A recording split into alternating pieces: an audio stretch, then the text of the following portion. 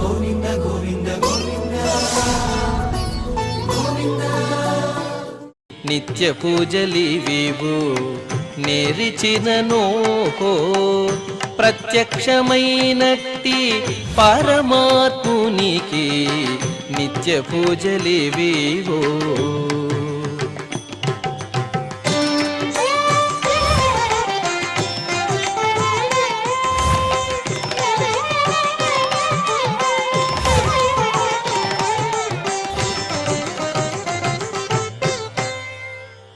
ఓం నమో వెంకటేశాయ.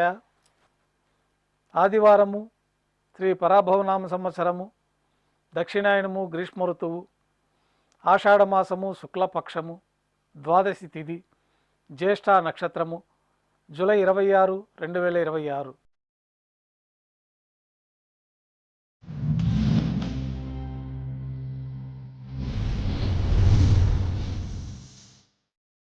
మాధ్యాహ్నిక ఆరాధనలో భాగంగా బంగారు పంచపాత్రలో శుద్ధ జలాన్ని నింపుకొని దేవతామూర్తులకు ఉపచారాలు సమర్పించి తులసీ దళములతో అష్టోత్తర శతనామార్చన నిర్వహించి మాధ్యాహ్నిక నైవేద్యంలో భాగంగా అన్నప్రసాదాలు స్వామివారికి నైవేద్యంగా సమర్పించి అనంతరం భక్తులని సర్వదర్శనానికి అనుమతిస్తారు.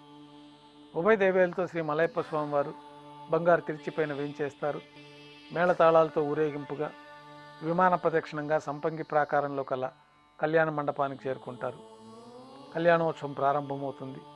పుణ్యాహవచనము, అంకురార్పణ, రక్షాబంధనము, అగ్నిప్రతిష్ఠ, స్వామివారికి అమ్మవార్లకి కళ్యాణం సందర్భంగా నూతన పట్టు వస్త్రాల సమర్పణ, మహాసంకల్ప పఠనం, మాంగళ్యాల ఆరాధన, మాంగళ్యాల పూజ ప్రారంభమైన తర్వాత శ్రీవారి తరఫున మాంగళ్యాలని అమ్మవార్లకి సమర్పణ గావించి ఈ సందర్భంగా శ్రీవారికి అమ్మవార్లకి కర్పూర నీరాజన సమర్పణ, విశేషమైన హోమాలతో పూర్ణాహుతి పూర్తయిన తర్వాత మాలా పరివర్తనం అనే కార్యక్రమాన్ని నిర్వహించి ఉభయ దేవేరులను శ్రీవారి చెంతకు చేర్చి ఈ సందర్భంగా అక్షతారోపణం అనే వైదిక కార్యక్రమాన్ని నిర్వహించి కర్పూర నీరాజనము, నైవేద్యము, తిరిగి కర్పూర నీరాజనంతో కళ్యాణోత్సవం పూర్తవుతుంది. కళ్యాణోత్సవం భక్తుల దర్శనం అనంతరం ఉభయ దేవేలతో శ్రీ మలయప్ప స్వామివారు మేళతాళాలతో ఊరేగింపుగా ధ్వజస్తంభం వద్ద కల అద్దాల మండపానికి చేరుకుంటారు. అక్కడ వేద పారాయణ నడుమ ఊంజలి సేవ నిర్వహించి కర్పూర నీరాజన సమర్పణతోటి ఊంజలి సేవ పూర్తవుతుంది. ఉభయ దేవేలతో శ్రీ మలయప్ప స్వామివారు మేళతాళాలతో ఊరేగింపుగా ఆలయం వెలుపల కల వైభవోత్సవ మండపానికి చేరుకుంటారు. ఆర్జిత బ్రహ్మోత్సవంలో భాగంగా స్వర్ణ గరుడ వాహనంపైన శ్రీ మలయప్ప స్వామివారు వేంచేస్తారు. కర్పూర నీరాజన సమర్పణతోటి స్వర్ణ గరుడ వాహన సేవ పూర్తి అవుతుంది. హనుమంత వాహనంపైన శ్రీ మలయప్ప స్వామివారు వేంచేస్తారు. కర్పూర నీరాజన సమర్పణతోటి హనుమంత వాహన సేవ పూర్తి అవుతుంది. పెద్ద శేష వాహనంపైన శ్రీ మలయప్ప స్వామివారు వేంచేస్తారు. కర్పూర నీరాజన సమర్పణతోటి పెద్ద శేష వాహన సేవ పూర్తి అవుతుంది. ఉభయ దేవేలతో శ్రీ మలయప్ప స్వామివారు బంగారు తిరిచిపైన వేంచేసిన తర్వాత కర్పూర నీరాజన సమర్పణతోటి ఆర్జిత బ్రహ్మోత్సవం పూర్తి అవుతుంది.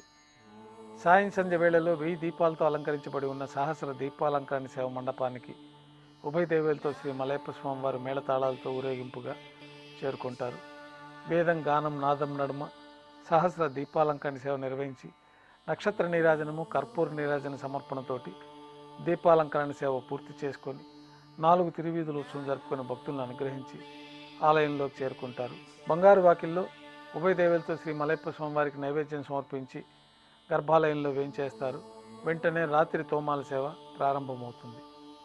ఉదయం సమర్పించిన పుష్పమాలికలన్నీ సళ్లింపు చేసుకొని గర్భాలయాన్ని శుద్ధి చేసుకొని బంగారు పంచపాత్రలో శుద్ధ తోయాన్ని నింపుకొని శ్రీ వైకానస భగవత్ శాస్త్రోక్తమైన విధానంలో మూలమూర్తికి, ఉత్సవమూర్తులకి ఉపచారాలు సమర్పించి కొత్త పుష్పమాలికలతోటి మూలమూర్తికి, ఉత్సవమూర్తులకి అలంకరణ జరిపి చతుర్వేద మంత్రాలతో మంత్రపుష్పాన్ని సమర్పించి నక్షత్ర నీరాజనము, కర్పూర నీరాజన సమర్పణతోటి రాత్రి తోమాల సేవ పూర్తవుతుంది.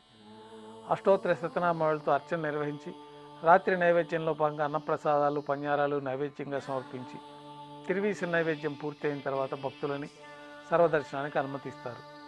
కొద్ది విరామం తర్వాత ఏకాంత సేవలో భాగంగా రాత్రి సమర్పించిన పుష్పమాలికలన్నీ సళ్లింపు చేసుకొని గర్భాలయాన్ని శుద్ధి చేసుకొని బంగారు పంచపాత్రలో బ్రహ్మ తిరువారాధన కోసమై బంగారు బిందెలోని తీర్థాన్ని సమర్పించి ఏకాంత సేవలో భాగంగా బంగారు పట్టు పాన్పు పైన శ్రీ భోగ శ్రీనివాసమూర్తి వారిని వేంచేపు చేసుకొని ఏకాంత సేవలో భాగంగా దారోష్ణమైన గోక్షీరము, జీడిపప్పు, ద్రాక్ష, కలకండ కలిపిన మిశ్రమాన్ని దేవతామూర్తులకి పండ్లు నైవేద్యంగా సమర్పించి కర్పూర నీరాజనంతో ఏకాంత సేవ పూర్తి అవుతుంది. ఓం నమో వెంకటేశాయ.